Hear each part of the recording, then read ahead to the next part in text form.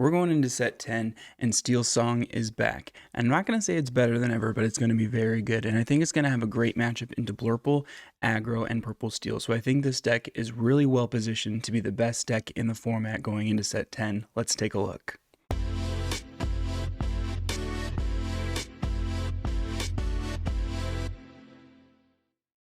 Alright, so in this deck, and I have not tested this extensively, but I wanted to run 10 1-drops. 10 always just seems to be the sweet spot for me, especially in Steel Song. Now, I've played a lot of Steel Song. I won multiple championships with it before rotation.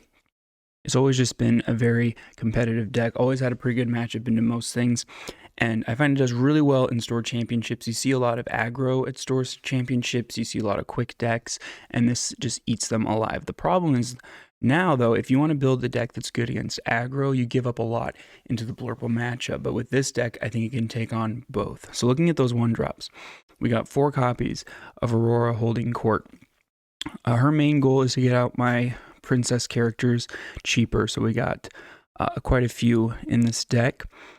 We're not running the Tiana, which I'd consider, but I'm trying to be mindful of the uninkable count. But her ability when she quests, your next princess or queen character costs 1 less. Then we got 4 copies of Rhino, 1/16 Wolf. Not the greatest 1-drop, primarily setting up the shift target for the big Rhino. And I'll tell you, before rotation, I was not a Rhino fan. I always ran the Robin Hood package instead, but I don't have a Robin Hood 1-drop anymore, so we switched to Rhino on this. And then 2 copies of Mulan Disguised Soldier. This would be if I have 2 Beyond the Horizons in my hand, or I need to find another song or something. She just kind of helps you filter through your deck. Now, I'm going all out this time. I have 8 copies of the 2-cost singers. I got 4 Troubadours, musical narrator, and 4 Ursula Vanessas, and they both do the same thing. They both are singer 4.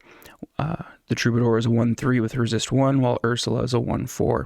Now, in the past, you really wanted to run Ursula with the Rapunzel package, but that's not an option anymore. But I would just want to get a singer down on turn 2. And then 4 copies of Doc Bold Knight. I never ran Doc in a Steel Song deck before, but I don't have Rapunzel.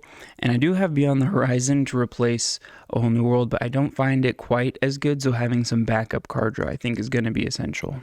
I'm on the fence about this card. 4 copies of the 3-cost Aurora Waking Beauty. She's a singer 5. And whenever you remove 1 or more damage from a character, you can ready her. So she can't quest or challenge again, but she can sing again. So you could potentially sing with her multiple times a turn. But without running Rapunzel, she lost a lot of value, I think. We do have a song, a 3-cost song called Heal What Has Been Hurt. And that's the only way that we have to heal damage. So I'm kind of on the fence. I might replace her with Clawhauser or a different singer. But with the princess ability, being able to get her out on turn 2, we're going to give it a try. 4 copies of Pete, Game Referee. Pete, I think, is very underrated right now. Still, I won't say one of the best cards in the format, but one of the best tech cards, right? Can prevent Under the Sea, Strength of Raging Fire, any action, any song.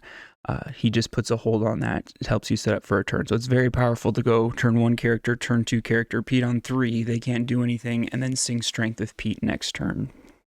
So for this deck, I would highly recommend Pete. It's going to help your Purple Steel matchup. It's going to help your Mirror matchup. Just so good into any steel or action-based deck. Then we got a new card, the new Whisper 4-cost Aerial Ethereal Voice. Now this boost mechanic, we haven't tested it out yet, but it says once during your turn, you may pay 1 to put the top card of your deck face down under this character. So you're not going to know what that card is. And then her ability, once during your turn, whenever you play a song, if there's a card under this character, you may draw a card. So this might work well enough where we can get Doc out of this deck for card draw. We'll see how it goes. But being able to draw a card once per turn, if we sing, that's amazing. 4 copies of Mickey Mouse Amber Champion. Some of the champions aren't very good. I think this one is one of the better ones. 2/5 stat line. He only quests for 1, but he gives all my Amber characters plus 2 willpower. And I'm assuming that counts with the dual link colors. I don't know why it wouldn't. Then it says, while you have 2 or more other Amber characters in play, he becomes a singer 8. So this guy could sing Beyond the Horizon on turn 5 for me. So we're going to test this out. I think this is going to be a really good addition to the deck. Then we got 4 copies of the Big Rhino. Shift for 2.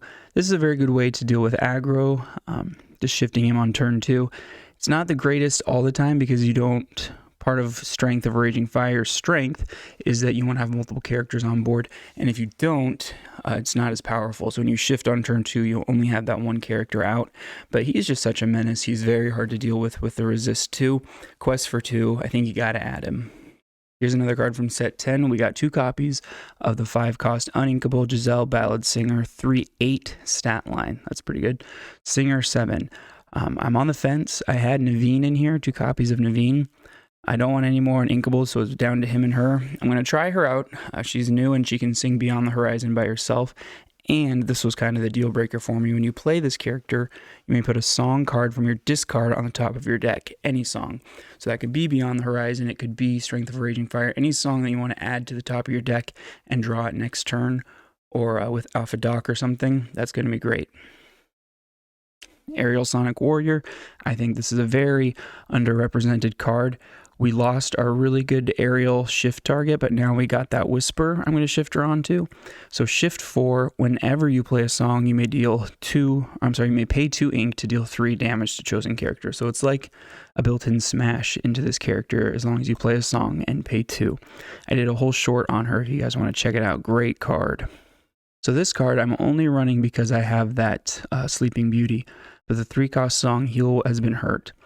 Removes up to 3 damage from a chosen character and draws you a card. So best case scenario, it readies my Aurora. Worst case, it just draws me a card if I need one. We're going to test it out, see how it goes. 4 copies of Strength of Raging Fire. I think any steel deck is going to be running 4 of these. One of the best cards in the game. Deals 1 damage for every character you have on the field. You'd be crazy not to run 4 of these. Then we have the new card that's going to make all of this come together, and quite frankly why it didn't work last set. He hurled his Thunderbolt, our new Along Came Zeus. Now I will admit, it's not as good as Along Came Zeus. That did 5 damage, this does 4. But honestly, most of what I want to take out is 4, right? You got Genies, you got Dumbos. It doesn't take out Elsa's, but it does take out the Bells. And just the ability to sing 4 damage with a 2-cost character, I think is going to change how this deck does. It gives Challenger 2 to all your deity characters. I don't have any deity characters in this, so that's unfortunate. If you guys have any ideas of a deity character I could add into this deck, let me know. I'd love to make that have a little bit more synergy. But just the ability for Troubadour or Ursula to take out a Genie by singing this, I think is going to change the matchup into Blurple. And then 2 copies. We're going to start with 2, see how it goes, of the 7-cost song Beyond the Horizon. This is a Sing Together card. I would choose any number of players. They discard their hand and draw 3 cards each. So by no means as good as A Whole New World in terms of card draw. But on the other hand, this can be used if you're playing against an Amethyst character who has 20 cards in their hand. You just play this, they discard their hand and draw 3. It can be very disruptive. You do want to make sure that you don't have any cards in your hand because you're going to have to discard all of yours before you draw it. But I think this deck is going to be able to compete with Blurple, with Aggro, with Purple Steel. I'll let you know how the testing goes.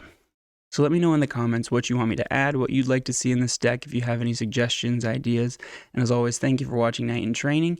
If you enjoyed, please like, subscribe, share with a fellow Luminaire, and keep on learning Lorcana one misplay at a time.